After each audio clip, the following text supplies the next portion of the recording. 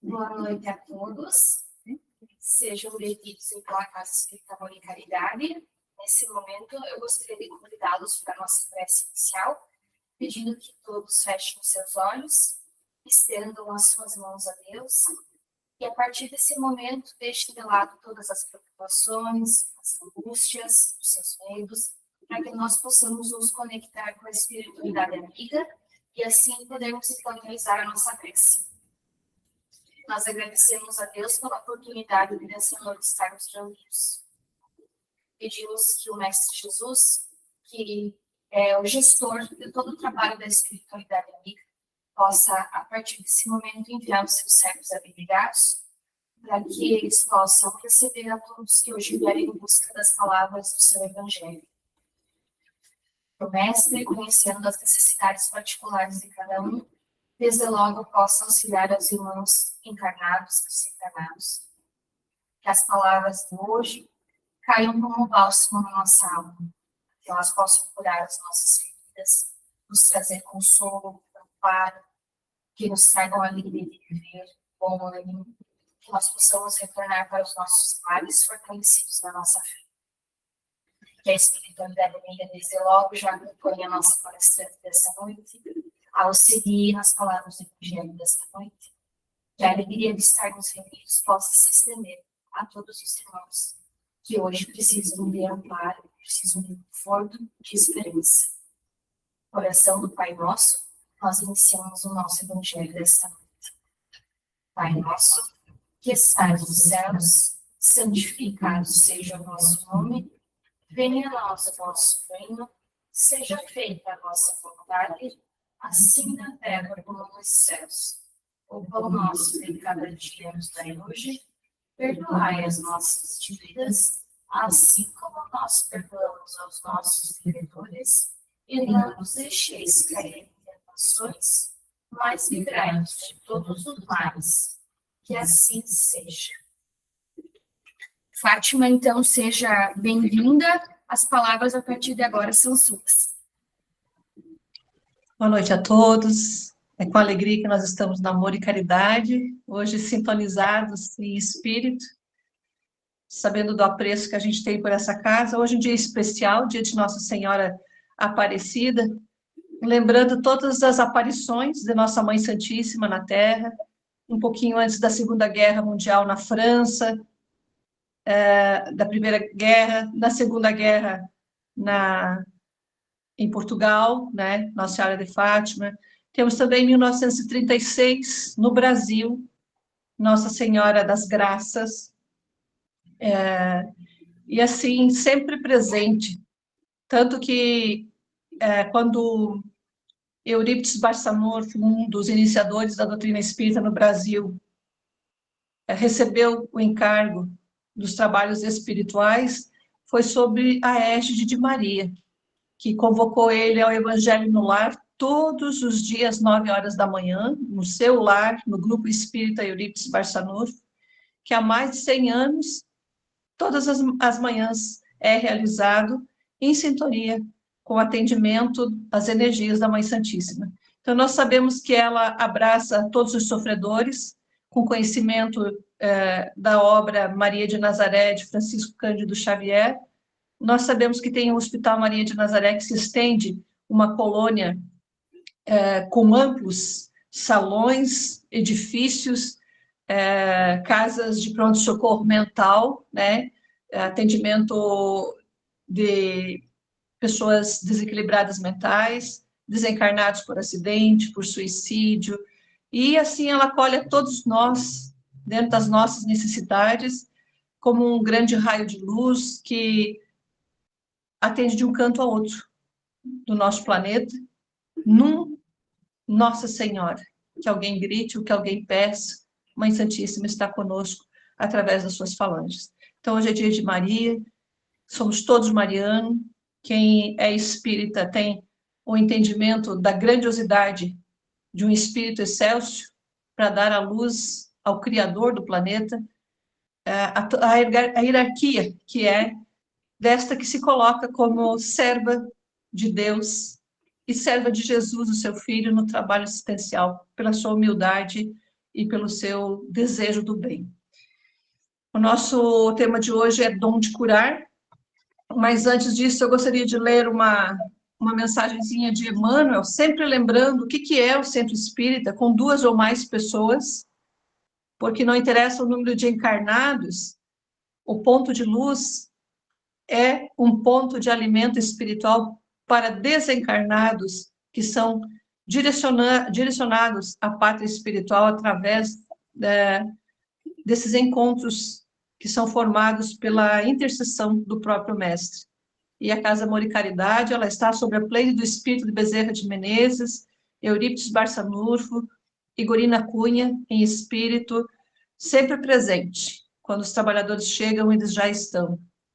E o que Emmanuel nos diz é o seguinte: imagine-te perdido, longe de casa, em noite de temporal. Hoje nós estamos vivendo isso na nossa terra, Santa Catarina, estamos vendo isso no Rio Grande do Sul, os nossos irmãos que caminham conosco neste trem da vida, né? Morando nos mesmos estados, convivendo conosco. Imagine-se perdido longe de casa em uma noite de temporal. Por fora, a sombra espessa te afigura povoada de monstros, enquanto as vozes da natureza se assemelham a clamor desarticulado de aflição e loucura. De instante em instante, você cambaleia cheia de charco, golpeado pelo chicote da ventania. E por dentro, assinalas um pavor do desconhecido, uma vez que não enxerga na noite, e o temor de retornar. Gritas, chora, acabando identificando por viajantes do desespero no quadro estarrecedor. No entanto, de improviso, surge doce refúgio que a luz banha sublime. E nesse lar de amor, ali encontras agasalho, conforto, lume e pão. Então tu compreenderás que um templo de socorro aberto aos corações que a morte conturbou, ou a má sorte, é uma porta do céu e é uma bênção de Deus. É uma porta dos céus e uma bênção de Deus. Emmanuel.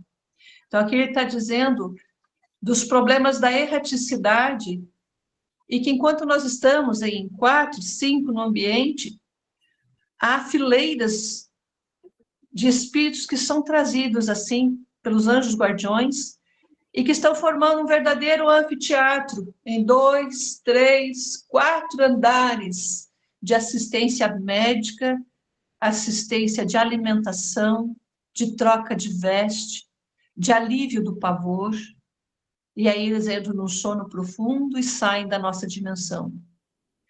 Por isso que Chico Xavier chegou a trabalhar vários meses no interior, quando o grupo, que era de 6 trabalhadores, o abandonaram por seus compromissos terrenos, cuidar dos seus bens, das suas famílias, das suas coisas. Chico Xavier ficou sozinho, certa vez, no centro espírita. Ele abria, limpava, e na hora certa do evangelho, às 9 horas da manhã, conforme Nossa Senhora solicitou, ele fazia o evangelho. E ele via as pessoas, desencarnados familiares, e certo dia ele falava com a tia Mariquinha em espírito, e alguém da família veio espiar pela janela o que ele estava fazendo sozinho dentro daquela casa, cheia de cadeiras, né? Só ele fazendo evangelho e conversando sozinho. Tomaram ele como nécio, como louco, e divertiram-se às custas dele. Mas ele conversava com um familiar desencarnado. E assim tinha uma pleide de espíritos assistindo. Nós estamos sempre rodeados por nuvens de testemunha, que são os nossos mentores, anjos guardiões, familiares, amigos espirituais, que nos inspiram no cotidiano. E nós estamos auxiliando nuvens de testemunhas através da nossa oração, através do nosso magnetismo, para que o mundo maior os encaminhe, como muitas vezes nós, em espíritos, também fomos encaminhados. E que, ao sair do corpo, não precisaremos, mais uma vez, desse transporte aos lugares benditos de meu Pai. A mensagem de hoje é o dom de curar. Ele está nesse livrinho, a Prece, de Kardec, e diz o seguinte, Mateus, capítulo 10, versículo 8. Restituí a saúde aos doentes, ressuscitai os mortos. Esse ressuscitar os mortos são os mortos aparentes, aqueles que estão em estado de catalepsia, em estado de coma, e que todos os órgãos estão dando sinal de morte, mas que ainda está ligado o fio da vida, e é feita uma ressuscitação. Essa é a ressuscitação de um morto, é quando você traz de volta ao mesmo corpo. Ressuscitai os mortos, curai os leprosos, expulsai os demônios ou mau espíritos, como nós dizemos, dai de graça, que de graça haveis recebido. Dai gratuitamente haveis de receber, o que haveis recebido, diz Jesus a seus discípulos. Com essa recomendação, prescreve que ninguém se faça pagar daquilo porque nada pagou, que é a energia espiritual e o próprio campo eletromagnético. Ora, o que eles haviam recebido gratuitamente era justamente a faculdade de ser intérprete dos espíritos e de curar os doentes, de expulsar demônios, isto é, maus espíritos. Esse dom, Deus lhe dá gratuitamente para o alívio dos que sofrem e como meio de propagação da fé. Jesus, pois, recomendava-lhe que não fizesse dele objeto de comércio e nem de especulação e nem meio de vida. Disse em seguida seus discípulos diante de todo o povo que escutava: precatai-vos dos escribas que se exibem a passear com longas túnicas, que gostam de ser saudados nas praças públicas e de ocupar os primeiros assentos na sinagoga e os primeiros lugares nas festas, que a pretexto de extensas preces, eles devoram as casas das viúvas. Essas pessoas vão receber uma condenação mais rigorosa. Disse também Jesus: não fazeis que vos paguem as vossas preces. Não façais como os escribas, que, a pretexto de longas preces, devoravam as casas da viúva, isso é, abocanhavam as suas fortunas. A prece, meus irmãos, é um ato de caridade, é um arroubo do coração. Cobrar alguém que se dirija a Deus por outrem é transformar-se em intermediário assalariado. A prece não fica sendo uma fórmula, cujo cumprimento se proporciona a soma que custe. Senão aquele que não pode pagar não poderia receber desse manancial. Aí nós vamos para Mateus capítulo 8, versículo 6, que diz o seguinte: entrando Jesus em Cafarnaum, chegou junto dele um centurião, era um comandante de um exército, rogando-lhe a Jesus e dizendo: Senhor, o meu criado faz em casa paralítico e violentamente atormentado. E Jesus lhe disse: eu irei e darei saúde. E o centurião respondeu e disse: Senhor, eu não sou digno de que entreis debaixo do meu telhado, mas dizei somente uma palavra e o meu criado há de sarar. Pois também eu sou um homem de autoridade, eu tenho soldados às minhas ordens, e digo a este, vai, e ele vai, e digo a outro, vem, e ele vem, e ao meu criado, fazei isto, e ele faz. Diga aos seus criados, fazei isto, e ele faz. E ouvindo-se essas palavras, maravilhou-se Jesus e disse aos que seguiam: em verdade eu vos digo que nem mesmo em Israel encontrareis tanta fé, porque os homens de fé estavam em Israel. Eles acreditavam em Deus único, na reencarnação, a maioria deles acreditavam na reencarnação. E Jesus diz: em verdade eu vos digo que nem mesmo em Israel, onde tinha espíritos jamais entendidos do mundo espiritual, ele não havia visto alguém com tanta fé. Mas eu vos digo que muitos virão, muitos homens de fé virão do Oriente, do Ocidente, e se assentarão à mesa no mundo espiritual com Abraão, Isaque, Jacó, no reino dos céus. E os filhos do reino serão lançados nas trevas exteriores. Ali haverá pranto e ranger de dentes. Então disse Jesus ao centurião: vai, e como você crê, como creste, te seja feito. Assim como você acreditou, seja feito. E naquela mesma hora, o seu criado ficou são, sarou. O seu criado sarou. Jesus, então, esteve na casa de Pedro e viu a sogra de Pedro, estava acamada e com febre, e tocando-lhe a mão, a febre deixou, e levou-se e serviu a Jesus. E chegado à tarde, trouxe-lhe muitos endemoniados, e ele, com a sua palavra, expulsou deles os espíritos maus e curou todos os que estavam doentes, para que se cumprisse o que fora dito numa profecia de um antigo profeta chamado Isaías, que diz: ele tomou sobre si nossas enfermidades e levou as nossas doenças, para que se cumprisse essa profecia feita há centenas de anos atrás, antes do seu nascimento. Ele marcou essa data, esse dia, com esse atendimento espiritual.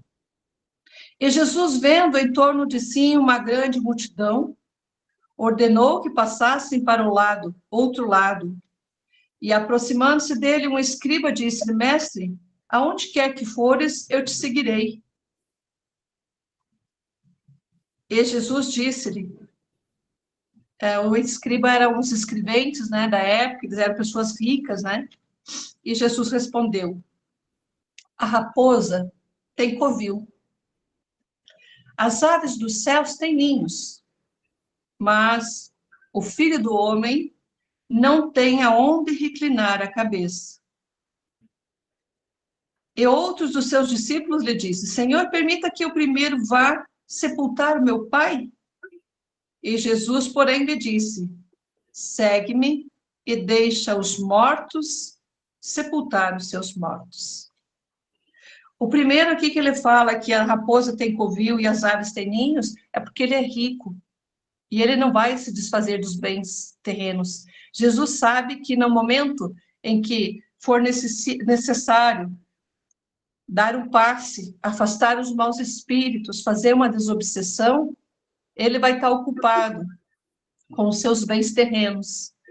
O segundo aqui é um que quer seguir Jesus, quer trabalhar espiritualmente, mas mais tarde, que agora ele não tem tempo. É como se ele soubesse que ele vai viver muitos anos, né? Então ele deixa para trabalhar para o mundo espiritual mais tarde. Ele quer primeiro ficar junto dos pais, que são velhos, são anciões, depois que o pai morrer, aí então ele vai seguir Jesus. E Jesus diz assim que isso significa que está morto segundo o Espírito. Então deixa que os mortos segundo o Espírito, que não estão preocupados com a vida espiritual, que não estão preocupados com os que sofrem no plano espiritual, que cuide então, né? Um morto cuidando de outro morto. é morto segundo o espírito, mas vive segundo a carne. E é o que acontece muito, né? No apostolado com Jesus, que convida a beneficência, o esquecimento de si mesmo e a entrega para o mediunato.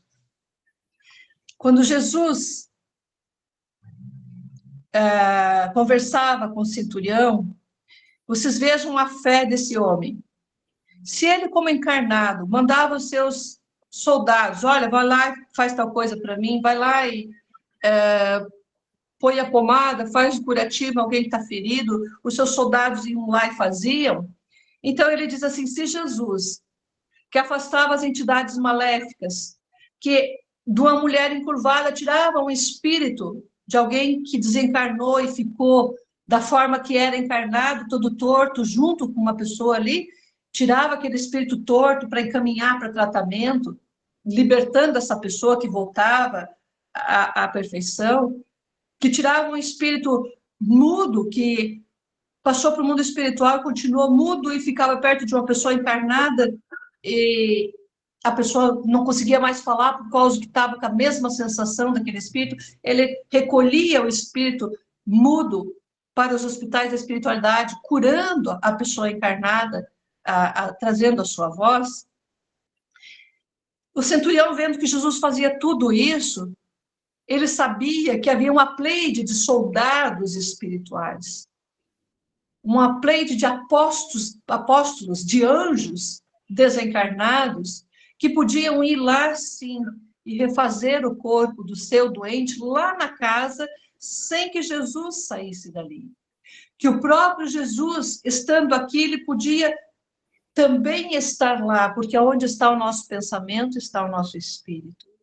E é diante dessa visão desse homem que Jesus diz que mesmo em Israel, no Muro das Lamentações que nós conhecemos hoje, onde os homens rezam diariamente, não sei de quanto em quanto tempo eles baixam a cabeça na terra e rezam,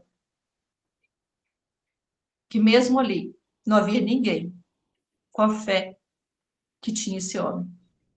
E por isso a vontade dele foi realizada, porque a fé transporta montanhas. Então, a nossa mensagem sobre o dom de curar, lembrando os dons de curar de Jesus. Hoje nós estudamos, através da ciência médica, a capacidade de, através do passe magnético, afrouxar o nosso corpo espiritual e ser tratado como é tratado aí no hospitalzinho, desdobrado o paciente, sai fora da caixa, porque está relaxado, está entregue a Deus, e a espiritualidade opera, trata com o magnetismo do médium o nosso corpo espiritual. E cada vez mais a ciência vai trazer os ensinos espirituais de como projetar as energias. Hoje nós sabemos que projetar a energia numa pessoa que tem problemas mentais, a nível de doença mesmo, de movimentos das mãos, da boca, tratando o tronco encefálico, que é a ligação do espírito, é o comando do cérebro, que fica bem na nuca, projetando energia na nuca e na frente, mentalizando os olhos, os ouvidos, o sistema nervoso central, descendo pela coluna de um paciente, ou desdobrar, que o médium sente a presença do paciente, ele que não está lá em casa deitado, mas o médium sente a presença no atendimento do paciente e é tratado pelo médium no espírito. Nós temos visto muita resposta positiva, inclusive de acidentados de carro, né, que estavam em coma, depois paraplégico e que voltaram a andar, porque tinham condições físicas, claro, de ser restabelecida essa conexão através do sistema nervoso central. Cada vez nós vamos aprender mais com isso. E Jesus sabia de tudo isso. Jesus sabia exatamente aonde projetar. E fora isso, ele já era um sol que podia curar só com a sua presença divina. Pensamos assim, então, em Jesus, pensamos assim em Nossa Senhora, depositamos a fé nos mentores que nos acompanham dentro desse centro de luz, e que sejamos dignos das promessas de nosso Senhor Jesus Cristo. E coração à Mãe Maria, vou encerrar a nossa parte de Evangelho. Essa mensagem eu recebi hoje às 7 horas da manhã, lá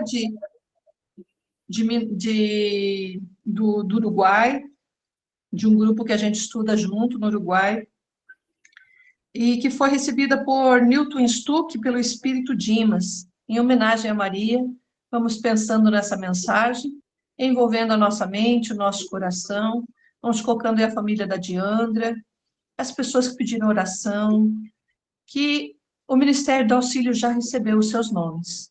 Vamos colocando assim aquelas pessoas que gostaríamos que fossem atendidas mentalmente e que os Samaritanos da Luz, o Ministério do Auxílio recebam, atendam, orientem, cada um de conformidade com a sua necessidade. Essa oração vai também a todos os trabalhadores da Casa Amor e Caridade, encarnados e desencarnados, que nos assistem. Ave Maria, cheia de amor pela humanidade, o Senhor é convosco. Bendita é a tua coragem e o teu amor entre todas as mulheres.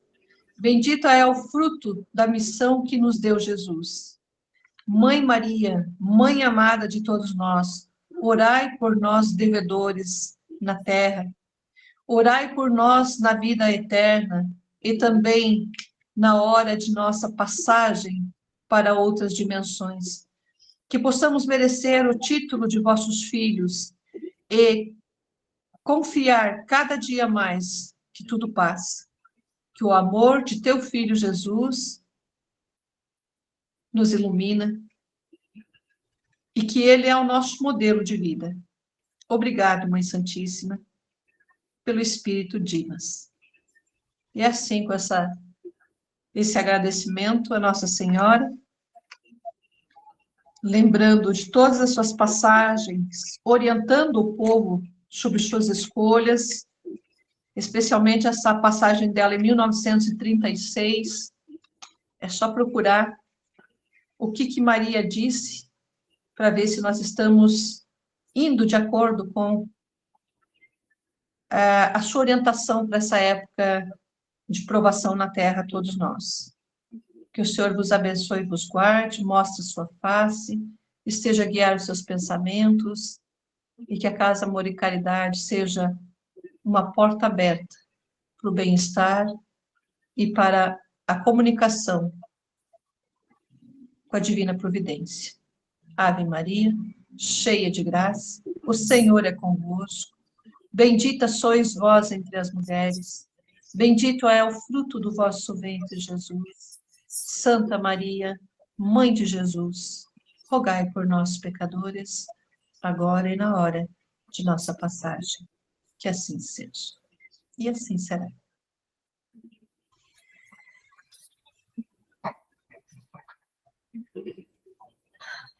Obrigada, Fátima, pelas lindas palavras que eu ouvi. Vocês estão bem aí? Tudo certo? Tudo, graças a Deus, sim.